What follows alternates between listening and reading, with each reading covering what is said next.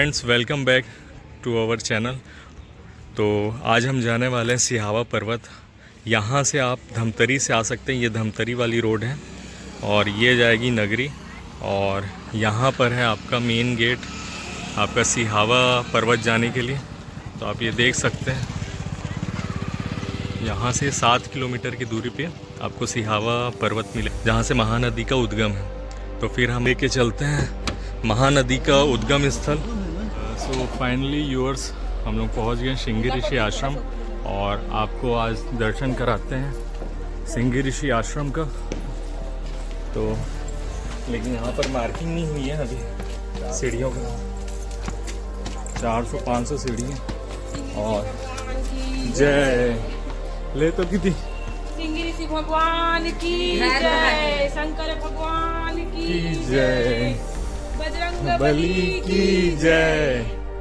भगवा तक आते गए समाज की जय, जय महाराज की जय।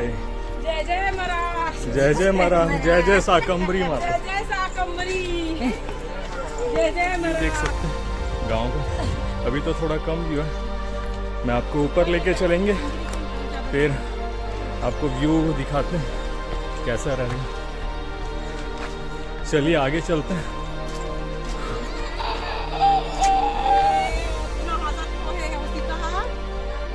खुश हो गए ना रे रानी। चलो आगे। 12 ज्योतिर्लिंग ना।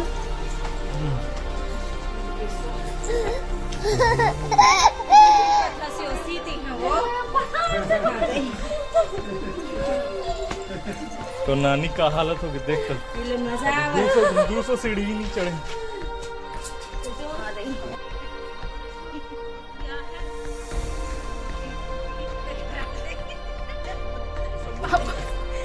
की हालत खराब होगी, हालत खराब हो गई इसका भी। मजा लेगा खबर बन के, मजा लेते तो मजा आती है। धीरे धीरे आगे बढ़ते हैं अपने डेस्टिनेशन की तरफ और चलिए आपको दिखाते हैं महानदी का उद्गम स्थल।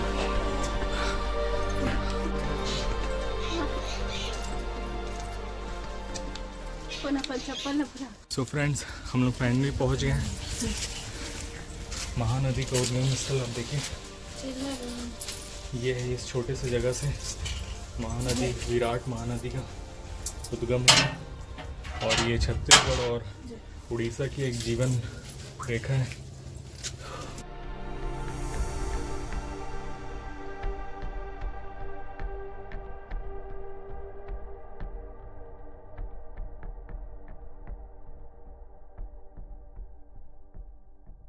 ये है श्रृंगी ऋषि जी का आश्रम।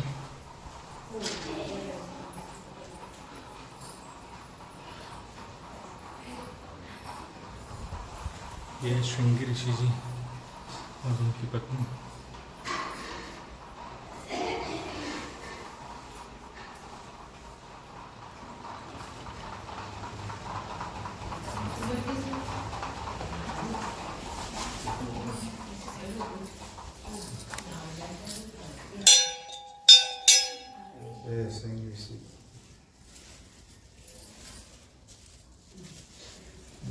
यहाँ आपको क्या क्या देखने को मिलेगा? काली गुफा, नरसिंहनाथ गुफा, परशुराम गुफा, महानदी उद्गम स्थल, श्रृंगी ऋषि आश्रम, लक्ष्मण चरण, अंगा देवता, रानी चबूतरा, हाथी तालाब, शांता माता, स्वयं शंभु माँ, शीतला माँ। तो ये है पूरा ओवरऑल आपका मैप सिहावा का। तो आप इसको चेकआउट करिए और बताइए मेरे को आप, और कमेंट में नीचे कमेंट करिए कि आप यहाँ आए हैं कि नहीं आए हैं, और आना चाहते हैं तो बिल्कुल कमेंट करिए।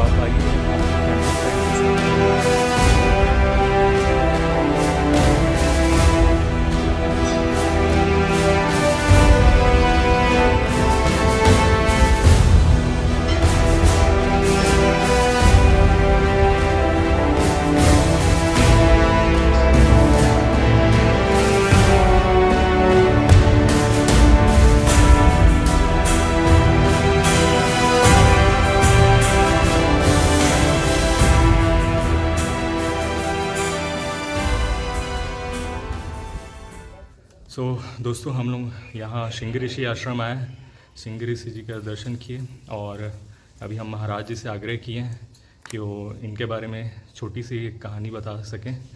ये हमारे श्रृंगी ऋषि महाराज का जन्म हुआ था कौशिकी नदी हरियाणा में, है ना।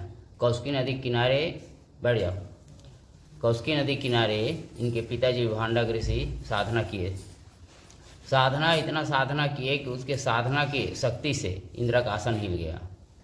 इंद्रासन हिल गया, इंद्र घबरा गए, देखे तो अरे साधु तो इतना तपस्वी है जो उसके तप से मेरे आसन को हिला दिया वो है।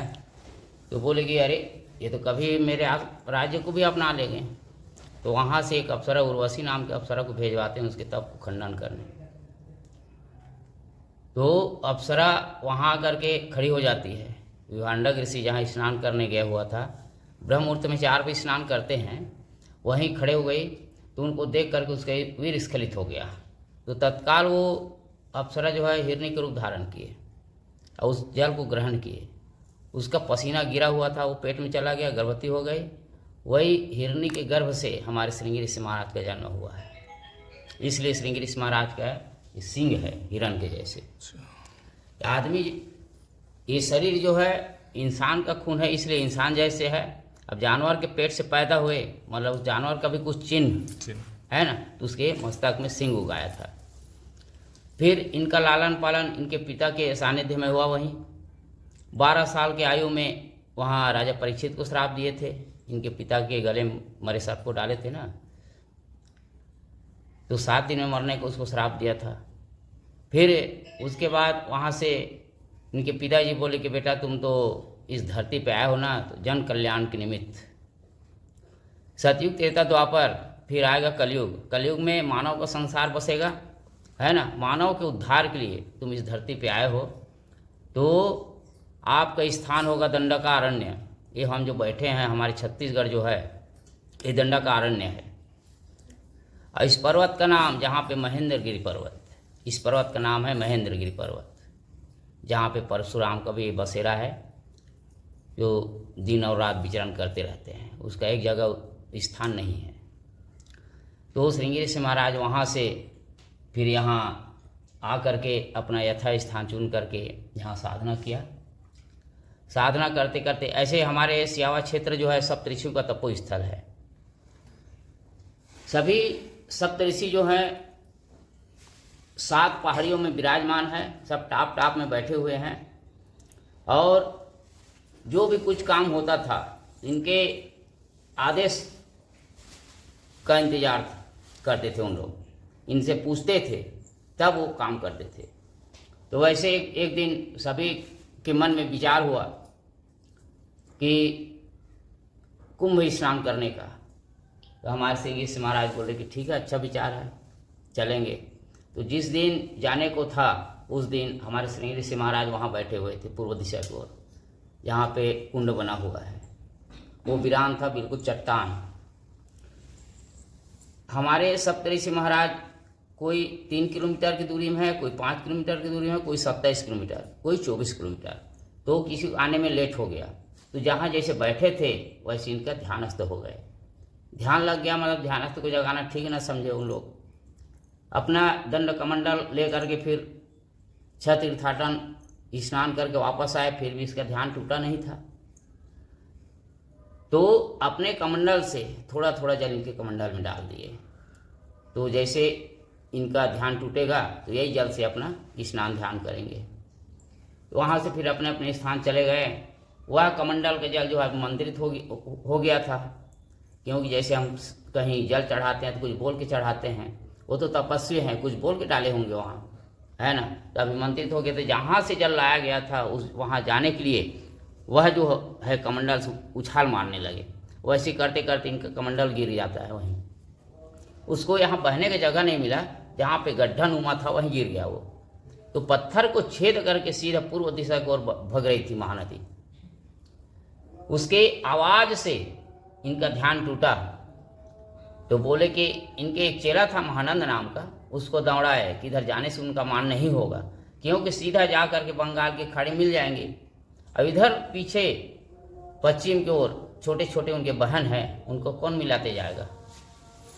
तो वहाँ से उसको वापसी करो। तो महानंद ने जा करके उस नदी को वापसी किया। इधर जाने से आपका मान सम्मान नहीं होगा, ये गुरु का आदेश है।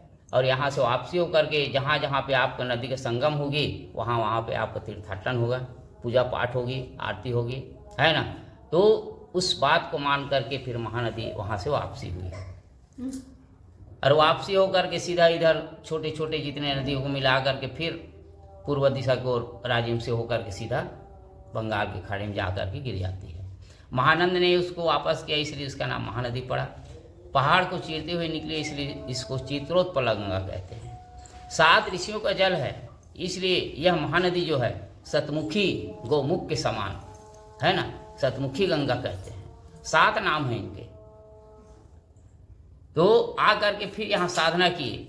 यहीं से जा करके माँ दशरथ जी को कोई संतान नहीं था, तो दशरथ जी वहाँ से कुल गुरु वशिष्ठ से आदेश लिए कि गुरु जी हमारे राज्य में दीपक जलाने वाला नहीं है, है ना, तो कुछ हमको उपाय बताइए। बोले कि आपका समस्या का समाधान एक ही ऋषि कर सकते हैं। ऐसे 88,000 ऋषि है, बाकी किसी में वो ज्ञान नहीं है महापुत्र ऋषि यज्ञ करने का, है ना। श्रृंगी ऋषि महाराज, जहाँ पे महेंद्रगिरी पर्वत दंडक आरण्य है, जहाँ पे महेंद्रगिरी पर्वत है वहाँ श्रृंगी ऋषि महाराज बैठे हुए हैं।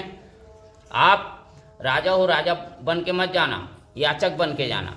तो दशरथ जी वहाँ से धोती और बनियान पहन करके यहाँ आए थे, श्रृंगी ऋषि महाराज के लिए आकर के ले गए और वहाँ जा करके सुंदर वहाँ महापुत्र ऋषि यज्ञ किए। इसके यज्ञ के आहूत से अग्निदेव प्रकट हो गए खीर लेकर के। उस खीर को फिर राजा दशरथ को देते हैं। गुरु जी बोले, कुल गुरु वशिष्ठ जी, तीनों रानियों को आप खिला दो, फिर आपको 4 संतान की प्राप्ति होगी। तो तीनों रानी खीर को खाए, फिर राम लक्ष्मण शत्रुघ्न हुए। तब से यह जो स्थान है आज तक प्रमाणित है। निसंतान दाम्पत्य जैसे आते हैं, है ना, रोते आते हैं हंसते जाते हैं, आज भी प्रमाणित है ये। और यहाँ से राजा दशरथ की एक कन्या थी शांता नाम की, है ना, शांता नाम की।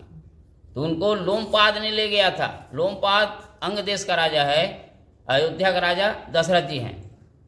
तो दोनों में वहाँ पर शादी, तो उनका भी कोई संतान नहीं था और राजा दशरथ केवल एक कन्या थी जो राम से बड़ी है। तो उस कन्या के मोह में ये हर रोज अयोध्या आया जाया करते थे लोमपाद जी, उनको खिलाने के लिए। तो वैसे करते करते उनके मन में हुआ कि कुछ दिन के लिए मैं अपने कन्या को अपने देश ले जाऊंगा। अपने देश ले गया आदेश मान करके, है ना। दशरथ जी बोले कि मेरा लड़की है तो आपकी भी है ना, ले जाओ, जितना दिन रखना है रख लेना, और शादी योग्य जैसे हो जाएगा उनका शादी भी कर देना, है ना। लोमपाद ने खुशी खुशी मुझको ले गए अंगदेश। तो वहाँ जैसे शांता जी को ले गए तो 12 साल की आयु हुआ उसका, तो वहाँ 12 साल तक के अकाल पड़ गया अंगदेश में। अकाल पड़ गया, राजा प्रजा सब दुखी रहे, वृष्टि नहीं हुआ। वृष्टि होगी तो अन्न होगा, अन्न होगा तो हम जीवित रहेंगे, है ना। तो कुल गुरु वशिष्ठ उनका भी गुरु जी हैं। गुरु जी के पास गए, गुरु जी हमारे प्रजा सब दुखी हैं, कुछ उपाय बताइए। बोले कि देखो आप भी श्रृंगी ऋषि महाराज के पास जाओ, वही वृष्टि यज्ञ कर सकते हैं। तो आप नहीं जाएंगे बोले। वहाँ से 7 अप्सरा को भेजवाए थे। वो जो चित्र है ना 7 अप्सरा का है। और श्रृंगी ऋषि महाराज को वहाँ से खोआ लेकर के आए थे। खोआ खिलाते खिलाते यहाँ, ये तो पैदाइशी से इनके पिताजी इनको कोई नारी का कोई पुरुष का मुख देखने को नहीं दिया। वो तो उनको देख करके खुश हो गए, है ना, खुश हो गए। अरे तुम कहाँ से आए हो, क्या आए, ऐसे करके। तो उनको खोआ खिलाते खिलाते खिलाते फिर अंग देश ले गए उनको। वहाँ जा करके जैसे लोमपाद के राज्य में जैसे कदम रखते हैं, वृष्टि चालू हो गया। वृष्टि चालू हो गया, राजा प्रजा सब खुश हो गए। यज्ञ की तैयारी हुआ, यज्ञ किए। अब यज्ञ के बदले में कुछ दक्षिणा देंगे तब तो यज्ञ सार्थक होगा। तो राजा खुशी के मारे इनको हीरा मोती सोना चांदी सब दे दिया। बोले कि ये सब क्या है, हम तो जानते नहीं इसको, हम जंगल में रहते हैं, इसको हम क्या करेंगे। तो वही शांता जी इनके साथ में जयमाला शादी कर दिए। तो बोले कि हम इसको क्या करेंगे। महाराज जी, यहाँ आप जंगल में रहते हैं ना, वहाँ पूरा करकट डारा पत्थर भरा होगा, साफ सफाई की जरूरत है ना। तो माता जी को दासी के रूप में स्वीकार करके हमारे सिंह ऋषि महाराज लाए थे, यहाँ एक साथ रहते थे। फिर इनके लिए ब्रह्म मुहूर्त में नदी से जल लाती थी वो। एक दिन जल लाने में लेट हो गया तो उनको हमारे श्री ऋषि महाराज धुतकार दिए थे कि आज गलती किए, ऐसा गलती तो हमेशा होगा, है हम कितना हम अपना मुंह खराब करेंगे, इसलिए तुम कहीं और अलग चले जाओ, है ना, वो ठीक रहेगा, हमको अकेला छोड़ दो। तो माता जी बोले कि प्रभु मैं कहाँ आपको छोड़ के जाऊंगा, है ना, मैं इसी पहाड़ी में किनारे में रह जाती हूँ, आपके नाम लेते वहीं समाधि। तो यहाँ से 1 किलोमीटर का फासला है, छोटे से गुफा में माता जी शांता माता समाधि लिए हुए हैं। यहाँ हमारे श्री ऋषि महाराज समाधि लिए हुए हैं। ये आप देख रहे हैं, ये हमारे श्री ऋषि महाराज का स्वरूप है ना, स्वरूप है, उसका मूर्ति स्थापित किया गया है। ये ऐसे रहा होगा। देखो जो भी हम मूर्ति पूजा करते हैं, देव पूजा करते, देवी पूजा करते, सब काल्पनिक है, ऐसे रहे होंगे, है ना। बाकी देवी देवता को कोई साक्षात नहीं देखे। जो साक्षात देखते हैं कब देखते हैं, जिसका अंतिम समय रहता है तब देखते हैं, हाँ, और दिखाते हैं, है ना। तो हमारे श्री ऋषि महाराज निराकार स्वरूप, है ना, निराकार स्वरूप है। यहाँ पे आप मेरे पीछे से जाइए और देखो उनको, हाँ, धन्यवाद हमारे श्री ऋषि महाराज। धन्यवाद पंडित जी। जय